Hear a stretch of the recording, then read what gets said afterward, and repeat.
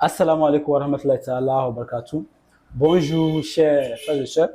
C'est ma toute première vidéo par rapport à la réparation des appareils Android et l'appareil avec lequel nous allons commencer est l'Infinix X627 qui est un appareil qui a été beaucoup utilisé dans ma localité et c'est un appareil que j'ai aussi beaucoup rencontré dans mon travail.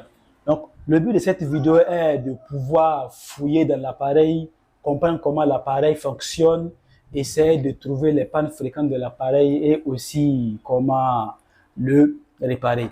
L'intérêt de cette vidéo est de montrer les différentes parties aux autres techniciens qui auront l'occasion de suivre cette vidéo.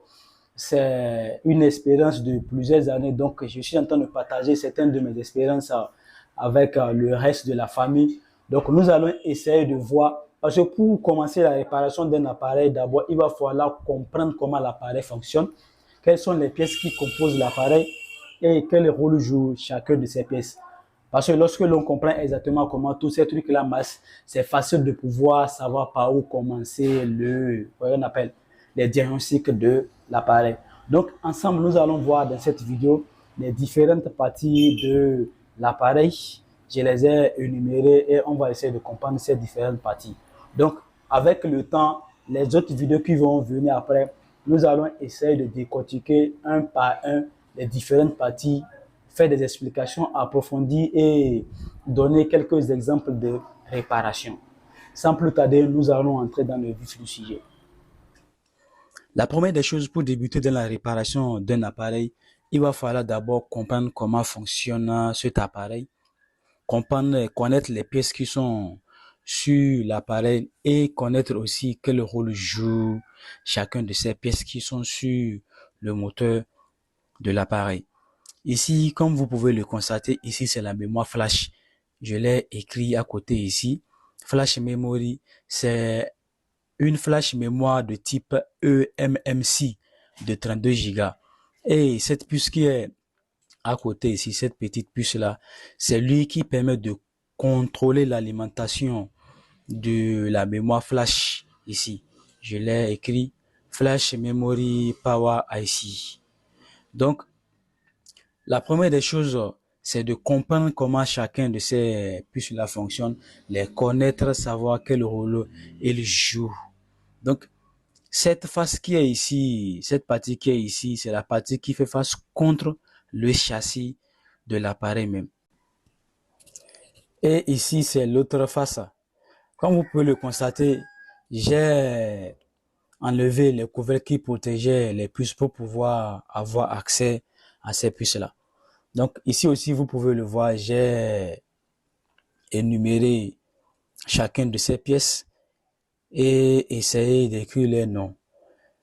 Comme vous pouvez le voir ici, c'est la puce Wi-Fi.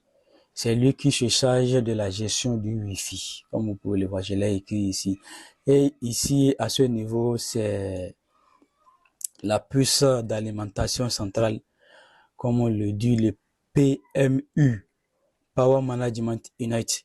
C'est lui qui contrôle, c'est lui qui distribue l'énergie au reste des puces qui sont sur le moteur. Et ici, c'est le processeur. À ce niveau, c'est le processeur. Comme vous pouvez le voir, je vais agrandir un peu. Je l'ai écrit ici. C'est le CPU Central Processor Unit de type Mediatek ARM. C'est le numéro du processeur ici, MT6761V. Donc, comme vous pouvez le voir, c'est ça. Et ici, c'est la partie réseau. C'est ça, vous allez voir, les deux puces là se chargent de la gestion du réseau. Nous avons du RFIC, ce qui veut dire radiofréquence IC, de chez Aeroha. Ici, c'est le numéro de série de la puce AP6712M. Comme vous pouvez le voir, c'est ça. Donc, ces deux puces-là, c'est ça. Ici, c'est la partie réseau, dans ce sens-là. Comme vous pouvez le voir, c'est les pièces qui sont là à ce niveau. Donc, la première des choses, comme je l'ai dit, c'est de connaître d'abord les pièces, de savoir quel rôle joue chacun de ces pièces. Donc, cela permet au cours de la réparation, lorsqu'on comprend déjà ce que c'est que chacun de ces puces, on saura en même temps par où commencer la réparation. Voilà un peu le contenu de cette vidéo et j'espère que vous avez aimé la vidéo. S'il y a des suggestions ou bien des corrections que vous pouvez proposer, je suis preneur. Merci d'avoir suivi la vidéo et à la prochaine fois.